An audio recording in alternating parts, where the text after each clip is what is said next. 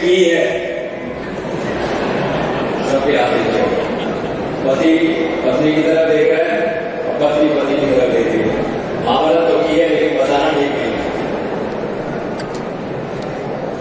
रणमा साहब, ज्ञान जी और यहाँ का तमाम मैनेजमेंट और फैकल्टी, सविता मैम, मेरे मित्र गुलाजी जी और जितने भी अभिभावक आए हैं, एलुमनाई आई है, प्रेस मीडिया है, स्टूडेंट्स हैं, छात्रगण हैं, माता पिता हैं, आप सबका हृदय से धन्यवाद करता हूँ। यहाँ आने पर आप लोगों ने मेरा इतना अभिवादन किया है। एक बात देखकर बहुत खुशी हुई, बच्चों में वो संस्कार हैं जो भारतीय होने पर होने चाहिए। बच्चे जब पैर छूते हैं तो कंपकपी सी आ जाती है शरीर में।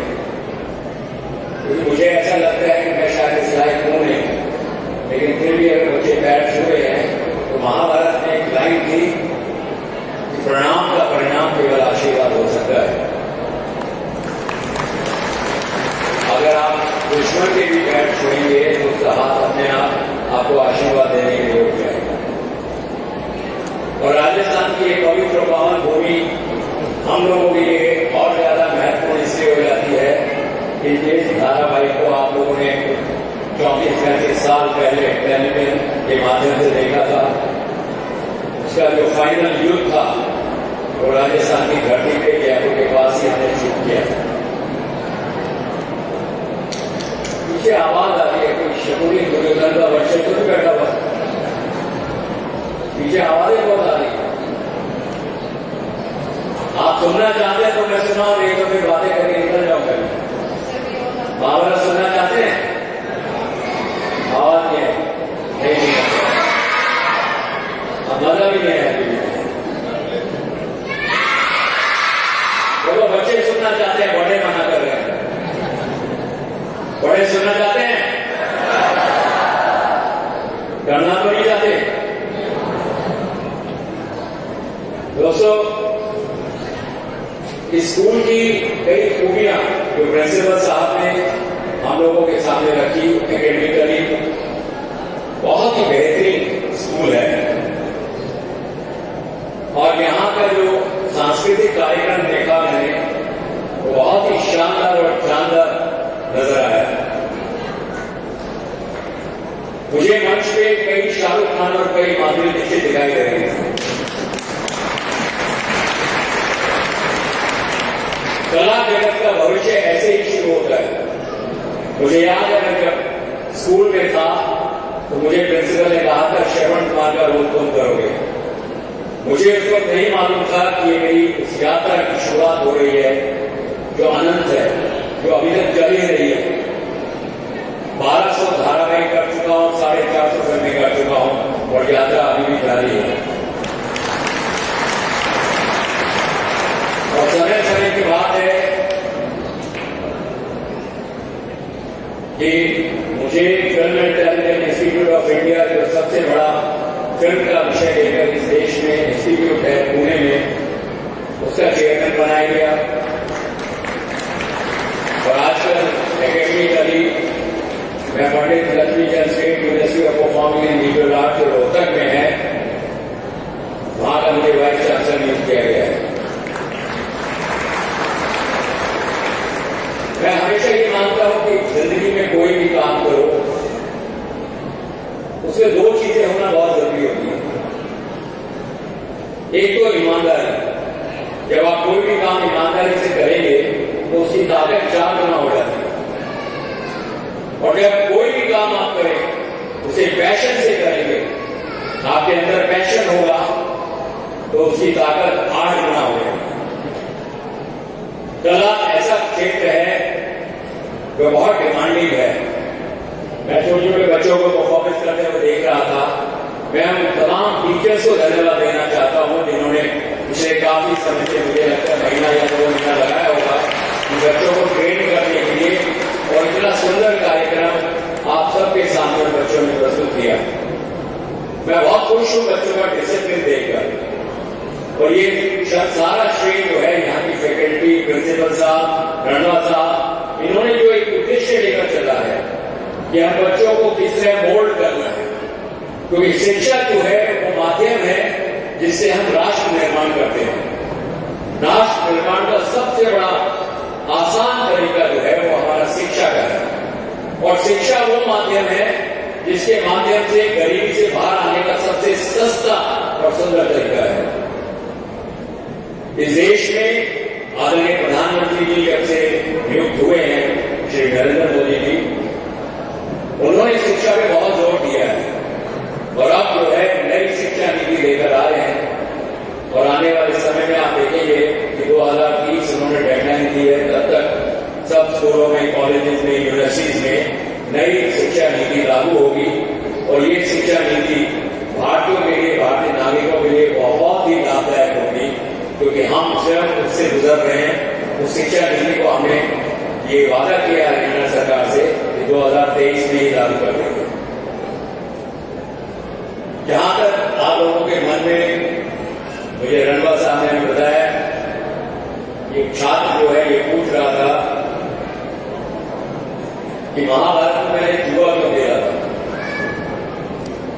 आप लोगों के किसी के मन में और प्रश्न है ऐसा कुछ? उसे हो तो माइक दे दिया जाए और प्रश्न पूछे।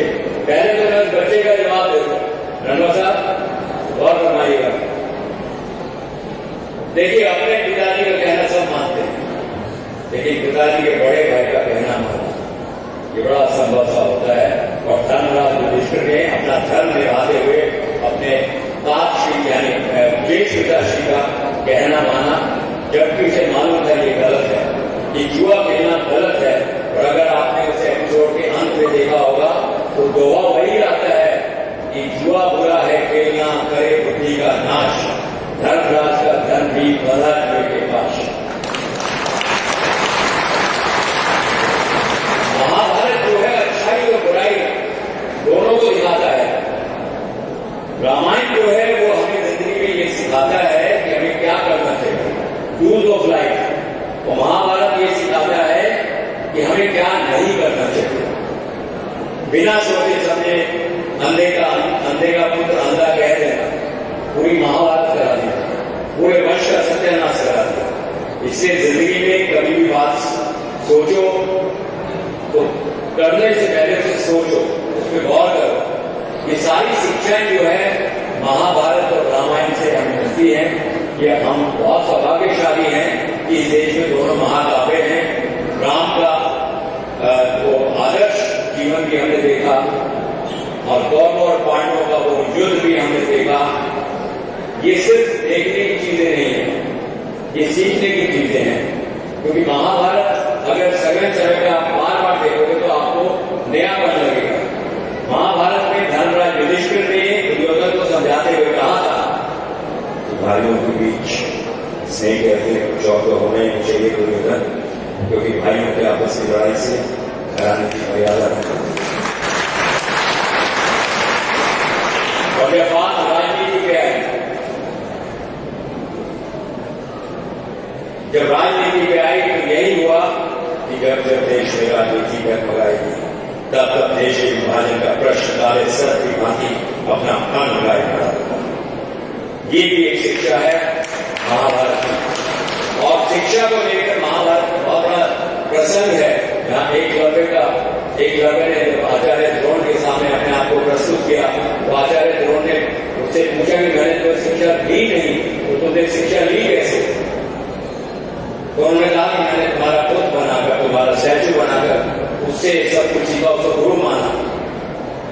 तो आचार्य द्रोण ये कहते हैं कि शिक्षा दी जाती है, शिक्षा दी नहीं जाती जब तक गुरु शिक्षा दे ना, शिष्य का कोई अधिकार नहीं उसे शिक्षा देना।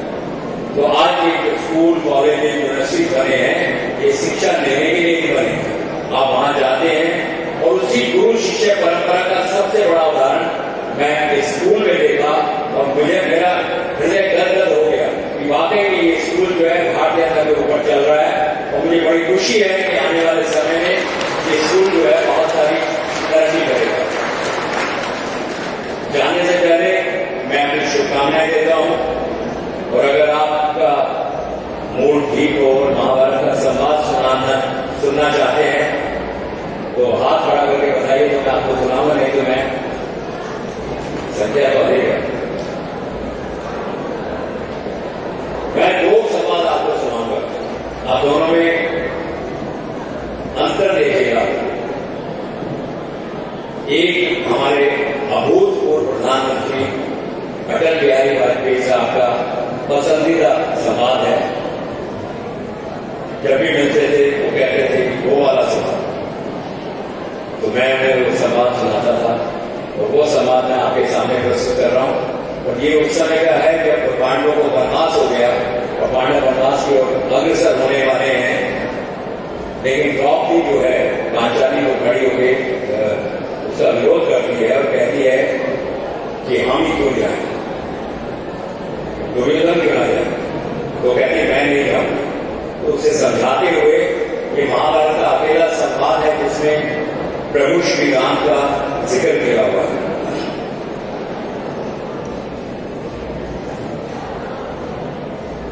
श्री राम जी जानते थे पांचाली वृक्ष सोने का नहीं होता, फिर भी वो उसके आगे ऊपर चले गए। तो क्या वो केवल लोग था? क्या स्वयं सीता जी नहीं जानती थी कि स्वर्ण शिकारी जैसा कोई पशु नहीं होता? जो होने वाला होता है पांचाली वो हमारे कर्म का परिणाम होता है। उसे ना तुम रोक सकते और न मैं, उसे ना भीम की गला रोक सकते ना अर्जुन के बाण। इसलिए यहां से चले चलो, क्योंकि जय पिताश्री को प्रतीक्षा करवाना मर्यादा का उल्लंघन होगा। पांचाली चल।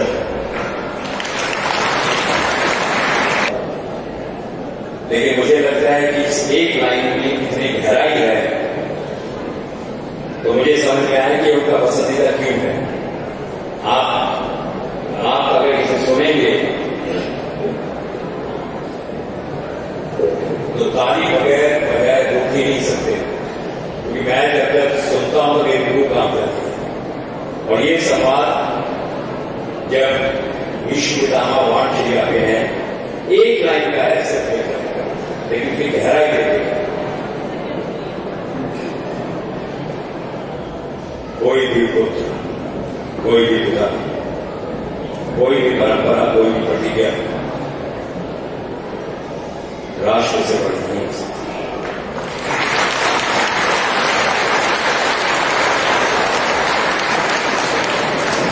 मैं तमाम आप सब लोगों का हाथ जोड़कर धन्यवाद करता हूं। और ये कार्यक्रम मुझे आने वाले समय में बहुत दिनों तक याद रहेगा। यहाँ के बच्चों की याद रहेगी, उनके अंदर जो आपने संस्कार धारे हैं हमेशा, वो मुझे याद रहेंगे। प्रिंसिपल साहब का धन्यवाद करता हूँ और आप सब जो उपस्थित है उनका हृदय से धन्यवाद करता हूँ। एक बार मेरे साथ बोल दीजिए।